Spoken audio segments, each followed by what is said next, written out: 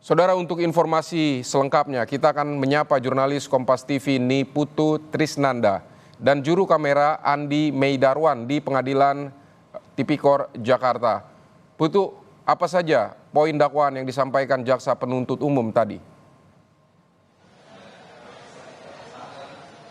Ya, selamat siang, Vidi dan juga saudara. Kurang lebih sama seperti yang sudah Anda jelaskan di awal, begitu ya, bahwa ada beberapa hal, khususnya tadi proses persidangan dengan agenda tunggal, mendengarkan dakwaan dari jaksa penuntut umum dari KPK. Ini setidaknya ada dua perkara yang diduga telah dilakukan oleh Sekjen PDI Perjuangan Hasto Kristianto. Pertama, ini terkait dengan perintangan penyidikan, di mana jaksa meyakini, juga tentu saja diiringi dengan bukti-bukti bahwa Hasto Kristianto ini melakukan upaya perintangan penyidikan terhadap penangkapan Harun Masiku ini dalam periode 2019 sampai dengan periode 2024. Tadi juga disampaikan dalam dakwaan bahwa pada 2019 ini kaitannya dengan beberapa upaya yang dilakukan oleh Hasto Kristianto, dari upaya penyadapan begitu ya yang dilakukan, diketahui bahwa ada upaya pertama ini mencoba memerintahkan Harun Masiku lewat Nur Hasan untuk menenggelamkan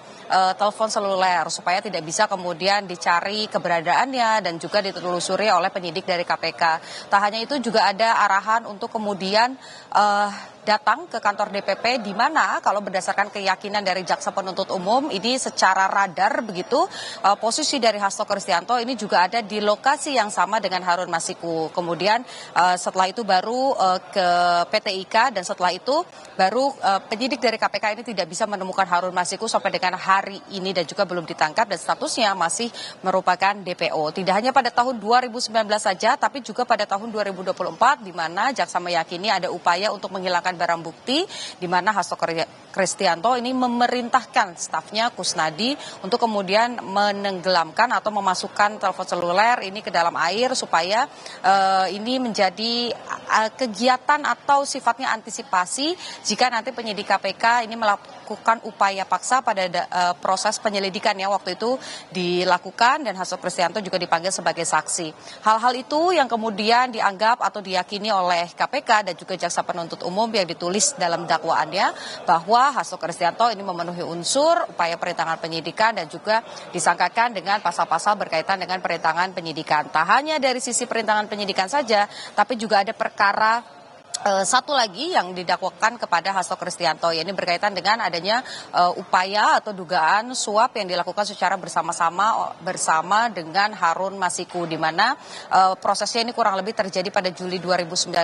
di mana pada saat itu ada proses PAW atau pergantian antar waktu karena caleg PDI Perjuangan yang sudah terpilih lolos masuk ke DPR ini meninggal dunia dengan suara yang terbanyak begitu, dan harusnya ini digantikan oleh caleg yang berada di bawahnya. Di peringkat ketiga ada Rizky Aprilia, tapi kemudian yang diperintahkan untuk maju menggantikan posisinya adalah Harun Masiku yang pada saat itu ada di peringkat ke-6. Nah, karena permintaan dari Hasto Kristianto ini kemudian ditolak oleh Rizky Aprilia, sehingga ada upaya lain yang dilakukan oleh Hasto, yaitu dengan cara menghubungi atau membuka komunikasi dengan KPU dan juga Bawaslu. Hal ini juga yang kemudian masuk dalam dakwaan dan diyakini oleh jaksa penuntut umum bahwa bukan hanya Harun Masiku saja yang melakukan proses penyuapan, tapi Hasto Kristianto dalam hal ini juga turut serta begitu ya, bersama-sama melakukan upaya-upaya tersebut. Tapi lagi-lagi ini masih tahap pertama,